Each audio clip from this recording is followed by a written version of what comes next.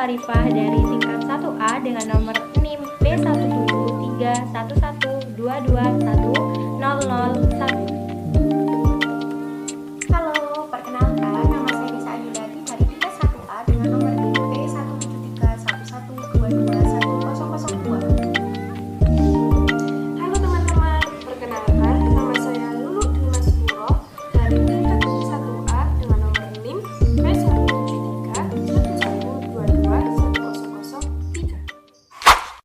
Pertama, kita akan jelaskan tentang contoh gambar dan syarat posisi anatomi. Posisi anatomi.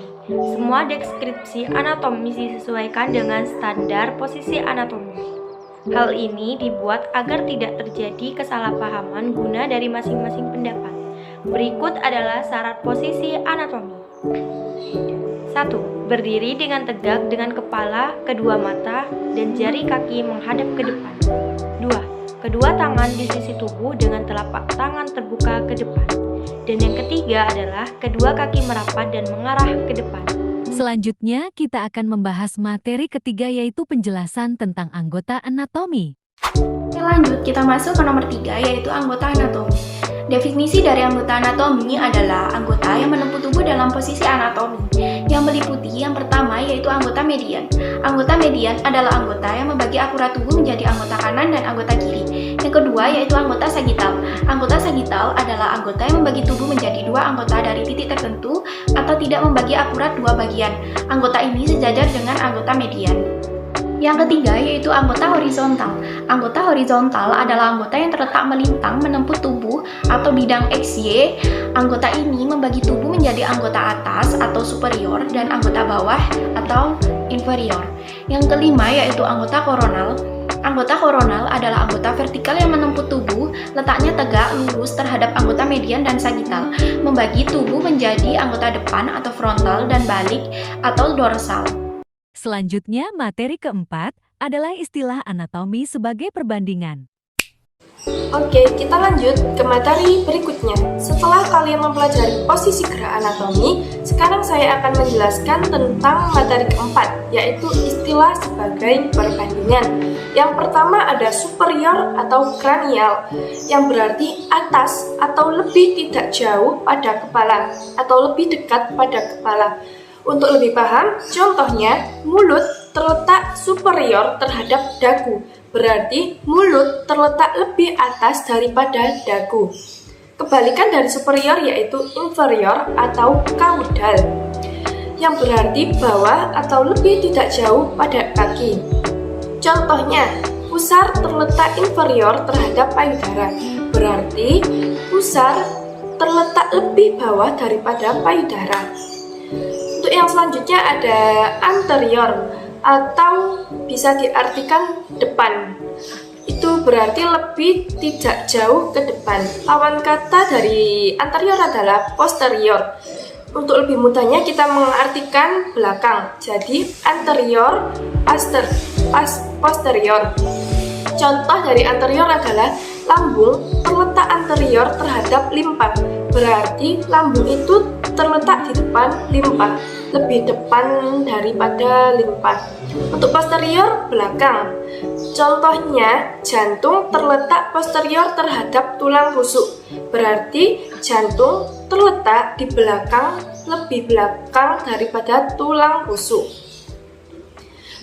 Next, untuk selanjutnya ada superficial atau lebih tidak jauh atau lebih dekat ke permukaan. Contohnya, otot kaki terletak superficial dari tulangnya.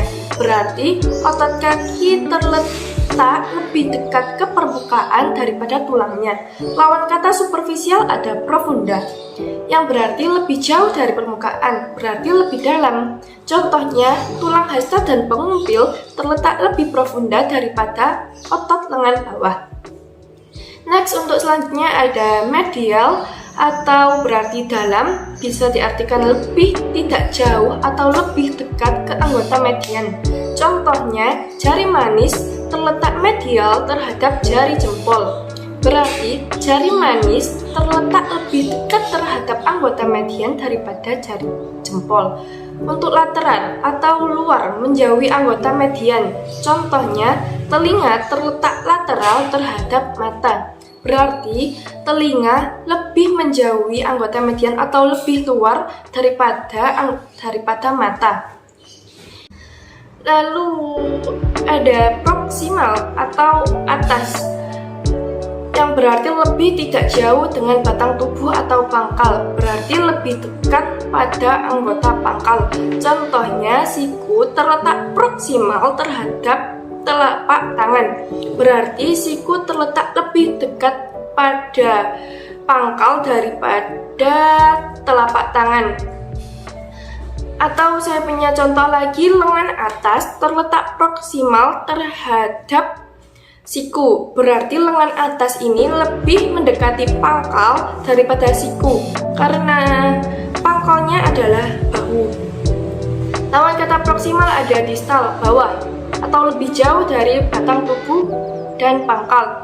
Contohnya, pergelangan tangan terletak distal terhadap siku, berarti pergelangan tangan terletak lebih jauh daripada siku. Atau bisa juga siku terletak distal terhadap lengan atas, berarti siku ini lebih jauh daripada lengan atas dari pangkalnya.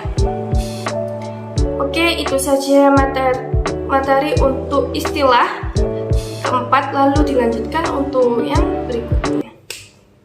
Berikutnya adalah tentang istilah gerakan anatomi beserta contoh langsungnya.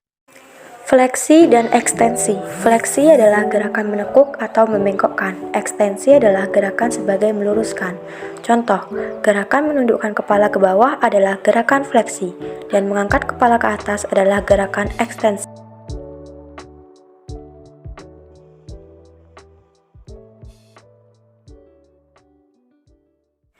Yang kedua adalah abduksi dan abduksi. Adduksi adalah gerakan mendekati tubuh.